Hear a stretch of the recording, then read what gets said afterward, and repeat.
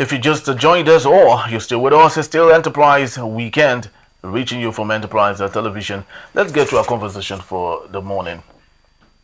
Former Vice President and PDP presidential candidate Atiku Abubakar has condemned the arrest of Professor Usman Yusuf, a well-known social critic, in a tweet. Atiku accused the Tinubu administration of using state machinery to silence opposition rather than genuinely fighting corruption. He questioned the timing of Yusuf's arrest, noting that the charges against him date back to the previous administration. Atiku criticized what he called the government's hypocrisy, alleging that while it protects certain individuals under investigation, it uses state institutions to suppress dissent.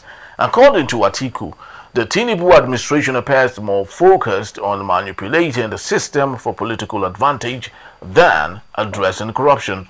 His remark adds to the growing concerns about political repression and selective prosecution in Nigeria. Now, let's have our conversation. Doing that with me, I still have Emeka Madunago, journalist, public affairs analyst. Thank you so very much, Emeka, for being here. Thank you very much. My pleasure. All right, beautiful. So let's get to a talking point here. And of course, Atiku Abubakar is not happy. At the same time, Nigerians are beginning to see what they had experienced during the military dictatorship, where criticism is not welcomed in administration, but most importantly for the democracy that we have. Speak to us on this matter, especially for someone who has covered military dictatorships in the 80s upwards to the 90s and what we see today from 1999, but particularly with the administration of President Bola Ahmed Tinubu. Okay, thank you very much. We are in a democracy, but the sad thing is that the operators of the system, the current operators, who were very vociferous in writing press releases, in criticizing, in mobilizing protests, street protests, in condemning every move, no matter how noble, made by governments in power when they were in opposition, are now the ones who cannot tolerate dissent, they cannot tolerate opposition, they cannot tolerate criticism. It's hypocrisy at its highest. It's shameful. They are shameless, that is it. The same things they criticized. Fuel, under President Goodluck Jonathan, petrol was increased from 97 naira to 141. And then they shut down subsidies. They're talking of Occupy Nigeria. They're talking of Occupy Nigeria. And they wrote all kinds of things. You heard their operators, some of their key operators saying that, you had former Minister of Transportation, Rotimi Amechi, talking of how they organize people to protest against Jonathan for no reason. You had Fahimi, former governor of Ekiti State, how he said, talking about the kinds of things they did against Jonathan's government. And these were the people, these are the same people who, created LCDAs in Lagos and, went to the Supreme Court, to insist that LCDAs, must exist, that they must be put in the Constitution. Now, under them, they cannot put their own LCDAs in the Constitution.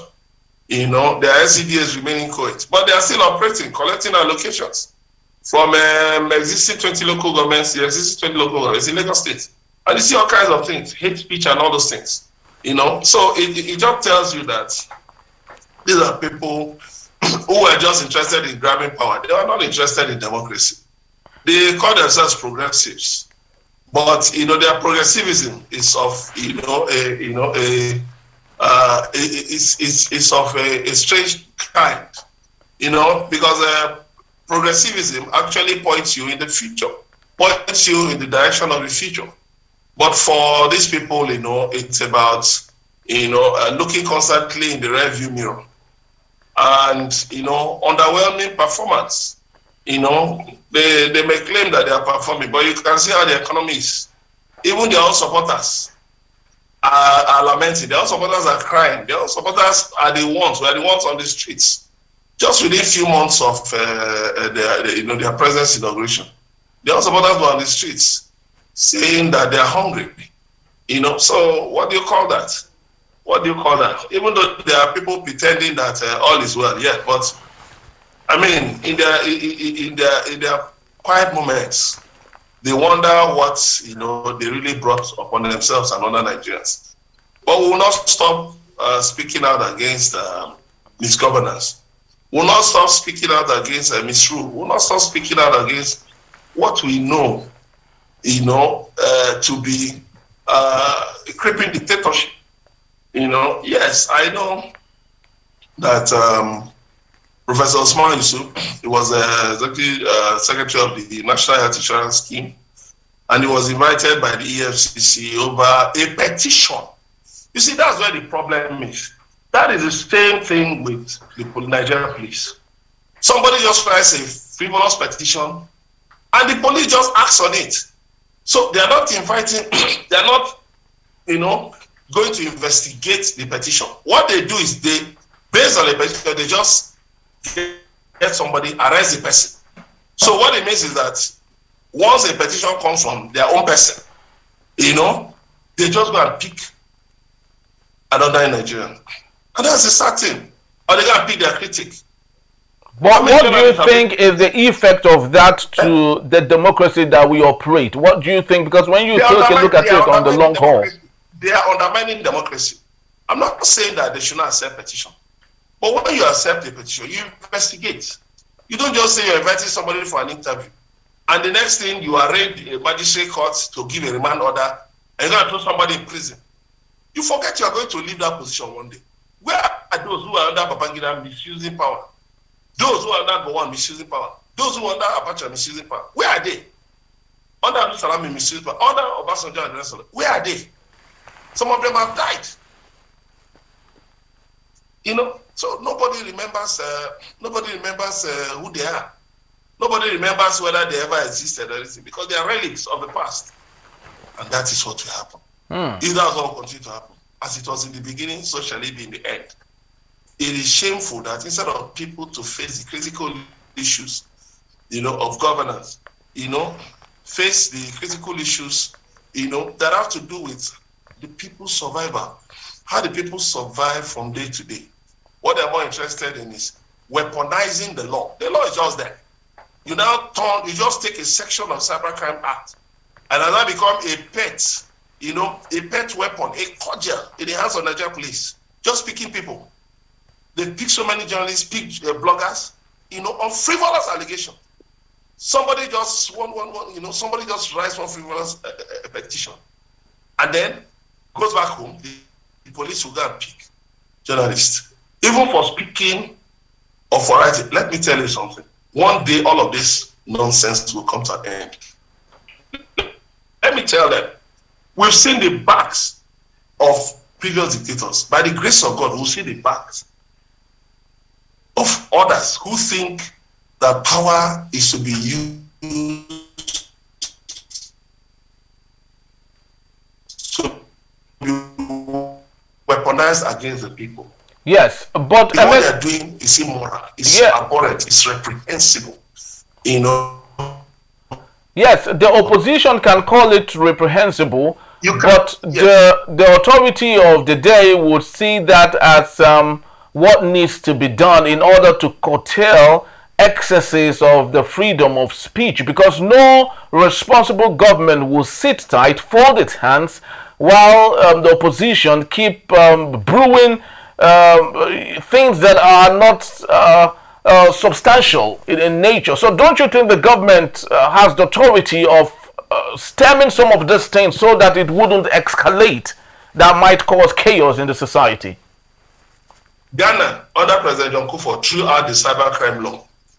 As a matter of fact, they threw it out. Some countries have thrown out hate speech.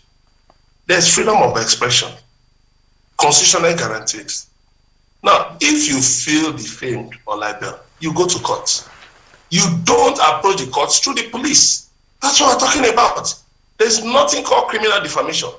The lawyers who have been busy pushing all these things through the court, they should show you in the laws where you have criminal defamation. What they do is that They just take advantage. You know, they take advantage of archaic laws that ought to have been thrown out of, thrown out of the statute books. They take advantage of these laws, to oppress the people. But the same people, when they are out of power, and the same instruments are used against them, they are the ones that run to the media. Oh, please, so and so. You can imagine. One activist said there was a time, was it a retired AIG or so, or retired commissioner of police, contacted him to help him, to rescue his son on the police, that he couldn't use his influence to do so. So you can imagine. What we are saying is this: there's nothing called cyber stalking. It should be thrown out. The National Assembly made a big mistake by allowing that in the constitution, in the cybercrime law, and the police have turned it into a weapon. It's been abused. What we are saying is that there's nothing like criminal defamation. Go to the court. Defamation, libel. Go to the court and ventilate the parts of the courts. But not a situation like we saw in the case of Afamalola Dele Farsini. You got the police to abduct somebody from Lagos, took him to Ekiti, kept him in custody, and you are busy filing cases all over the place. That is an imbalance. The man, while you are filing cases against the man should be on bail so that he can also prepare his defense. But they are busy in Lagos, in Abuja. Look, and I think well-meaning Nigerians just reasoned with them, told them, and listen, this is just a wild goose chase. The more you dig this hole, the worse things we get. So you mean the reason Afe Babalola took back all the cases against Dele Farotimi was because he felt that it was a wild goose chase? Well, from our own observation, it was going to be a wild goose chase. Let me tell you, those cases will not be concluded in the next 20 years because there are many angles to it. You will have to, for instance, unbundle so many things in the Supreme Court. You will have to unbundle the cases he talked about all the way. Those things will not be investigated. A lot of things will not be to be investigated. A lot of things. And then at the end of the day, it will cause more injury than any remedy they were expecting to get. That is why we say, let people in power, let influential Nigerians, people in positions of authority, let them use power, advisedly. Let them be cautious about how they wield power. Because power is meant to be put to the service of the people. That is why we say the fact that you are in uniform today doesn't mean you will be in uniform forever. You too will become an ordinary citizen one day, maybe tomorrow.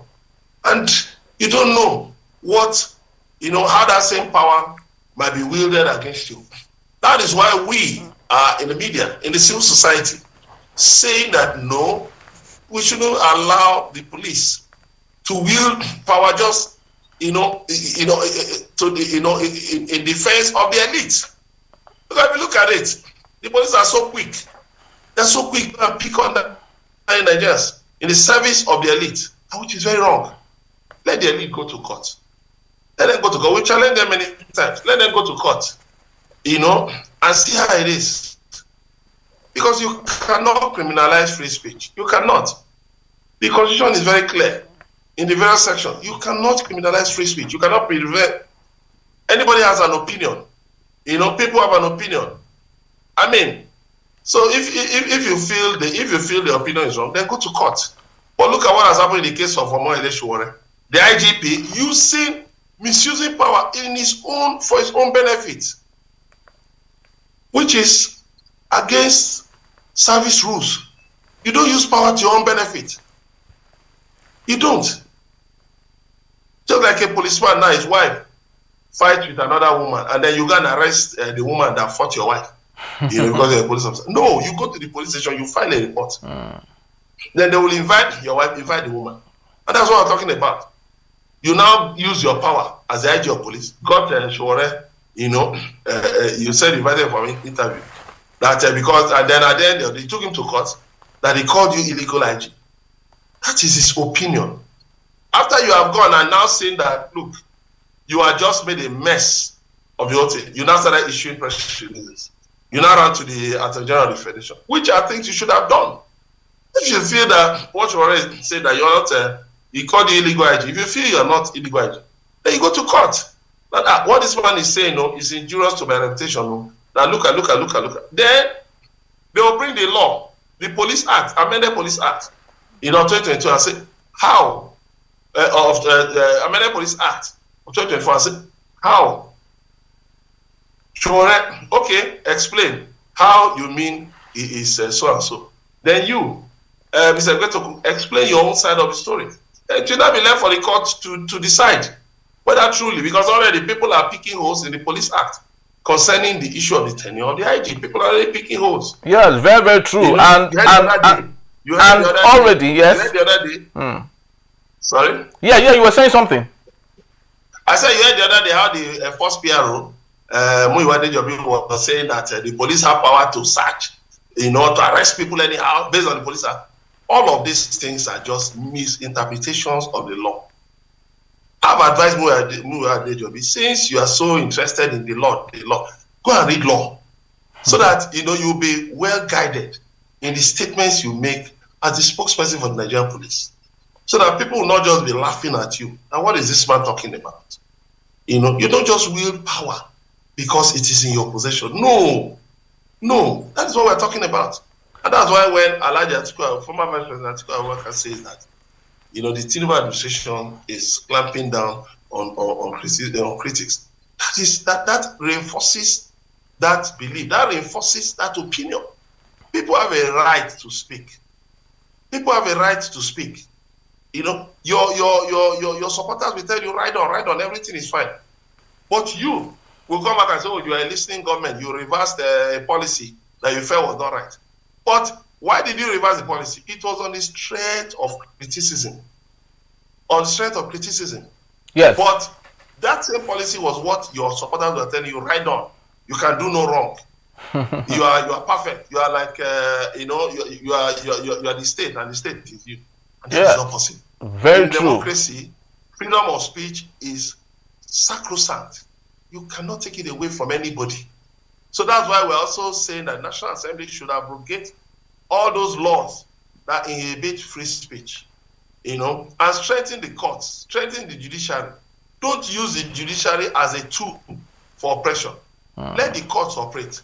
Don't approach the courts through the police, turning the courts to a tool, a cordial, to badger the people. No, let freedom reign. That was what we wanted. That was why we stood stoutly against military dictatorships. That was why we organized street protests. We were part of street protests there, against all of these things. That was why there was a pro-democracy movement. Many Nigerians died, as a result of, their call for the military to go back to the barracks and for democracy to return. How is it now that we have, a situation where those who are not, military in a military uniform are the ones now even oppressing the people, repressing civil rights? Very true. Why is that the case? Why? Yes, very true. And speaking about the IGP Kayode Egbetokun's case and that of Are Afe Babalola SAN, both cases actually, they worsened the situation because no one would have known about the situation, but of course they're fleshing it out and made it very open. Today we know about the Nigeria and its criminal justice system, with books still selling, and everybody now is running to the streets with the illegal IGP, which is the little nickname for Kayode Egbetokun, allegedly. But speak to us on this issue. Of course, it's easy when you are in the opposition to say things about the ruling party. Do you think Atiku Abubakar would have done better if he had had the opportunity of being the president of the country? Well, I cannot second guess. I'm not God to know what he would have done better or done worse. And that doesn't arise, as far as I'm concerned. It's a tactic of APC. What will you do differently? Listen, when you are called out for misgovernance, accept your faults and make corrections. It's simple. Not trying to compare what would this person have done, what would this person have done. Oh, Peter Obi said he would have removed subsidy. Is it in this manner? Is it in this haphazard, chaotic manner that has thrown millions of Nigerians into extreme poverty? The answer is no. So you cannot compare apples and oranges. I sympathize with Mr. Egwetoku, on this issue, because you see, I don't think he forced anybody to extend his tenure. I don't think. I think maybe he would have gladly just gone on retirement to go and stay with his family and enjoy the company of his grandchildren, and stay out of the public glare. But he was still dragged in, to continue up till 2027. And now, the process of that tenure elongation is what is being called to question, because the point is that, people have quoted some sections of that Police Act and saying that no, they are not in tandem with, the laws of the Federation. That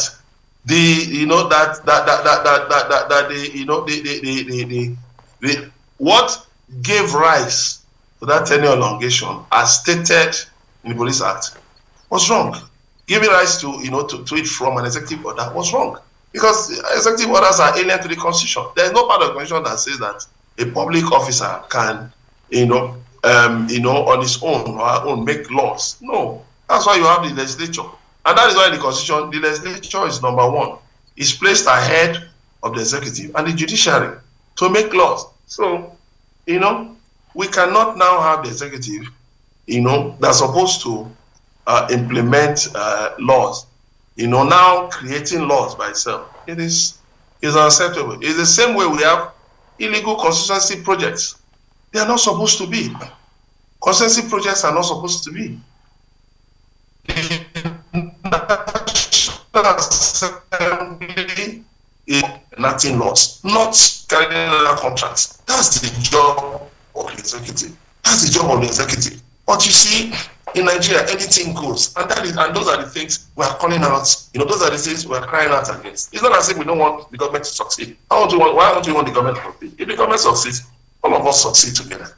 So it's in order that we not find a situation where that the government derails. That is why we raise some of these points. To say, please look at this thing. When this whole thing started about Are Afebalola and Daily Fratini, I said something.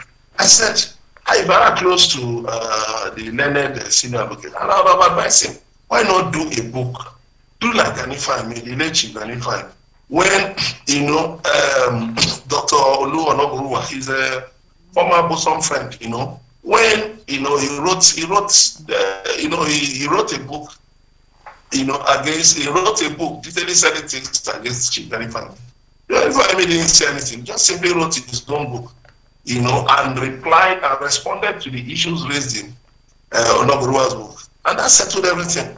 So if people are holding this book, they read, it's not left for them. That's what we do as journalists. It's not left for them to get a nuanced, a nuanced view, a balanced perspective, of what is being said. But going to the court, you cannot win through the court. Because by the way, the court was on trial. In the book written by Daily Fratini, the court was on trial. And I said one thing. I pointed out a number of written texts, a number of books that were banned by the court but became very popular, including a book that contains total falsehood from beginning to end. I've forgotten the title. Contains total falsehood. Yet the book is still on sale. It was banned. But so when you ban a book, you see that people get more interested in it. And that's when people start buying it in their numbers. Very so true. What I'm talking about is, since it had to do with the judiciary, which is one of the bulwarks of democracy, that's why I said it should have been better if people mentioned in that book actually also did their own books. Allow the people to ventilate their opinion. Then, in the case of Mr. Betoku, the IG, you are taking Shore to court for calling illegal IGP. You're not using your power in your personal interest. That is abuse of office. That's abuse of office. If you felt he libeled you, you should have gone to court. Very true. You should have, dragged him truly for libel, so that let the court decide whether, and then let him bring his facts. Let him come and say, oh, this is it. But the next thing you did, you are now using police power in your own interest, in your personal interest. That's gross misconduct. Very, very That's true. abuse of power. And people should realize that these things, they will come to account in time to come.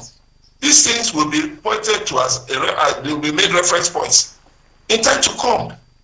Yes, they will be made reference points in time to come. Very so true. People should be careful. People should be careful.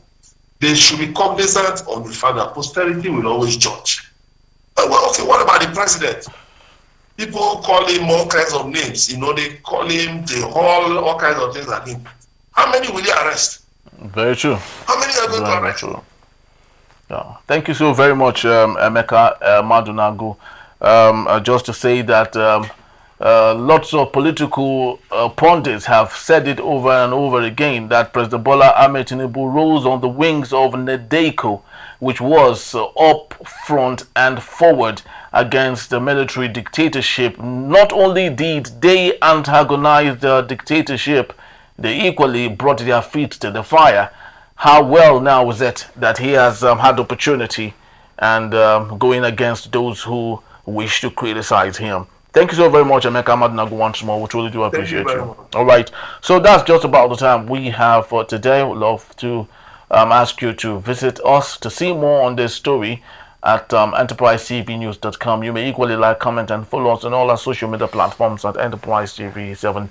I am Henry Gwebike. Thank you for watching. We'll see you next week. Bye-bye.